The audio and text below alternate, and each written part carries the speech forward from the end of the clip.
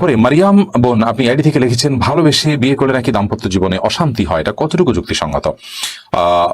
দেখুন, প্রথম কথা হলো বিবাহ বহির্ভূত সম্পর্ক যেটা, সেটাকে ভালোবেসে বিবাহ করা, এইটা বলাতে আমি সবসময় আপত্তি করে থাকি। কারণ আসলে বিবাহ বহির্ভূত সম্পর্ক যেটি হারাম সম্পর্ক, এই হারাম সম্পর্ককে আপনার ভালোবাসা বলা, এটা ভালোবাসা শব্দের সাথে আমার মনে হয় যে এক ধরনের কি বলা যায়, এর একটা অপব্যবহার হয়।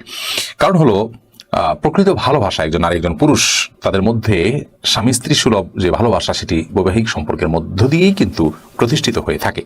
আর বিবাহ বহির্ভূত সম্পর্ক হলে সেটি হতে পারে ভালোবাসা, কিন্তু সেটা বেশিরভাগ ক্ষেত্রে স্বার্থপরতার কারণে, সেটা নিছক ভোগের মানসিকতা থেকে ইত্যাদি থেকে হয়।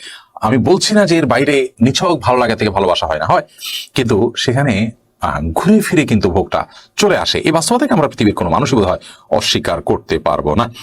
যাই হোক, তো হারামে আরাম নেই, এটি তো আমরা সবাই জানি। তো বিবাহ বহির্ভূত সম্পর্ক করে যদি আপনি বিবাহে যান, তাহলে সেক্ষেত্রে বিবাহ বহির্ভূত সম্পর্ক করে হারাম করেছেন, হারাম সম্পর্ক করে যে অন্যায়গুলো করেছেন তার প্রায়শ্চিত্ত আপনাকে ভোগ করতে হয়।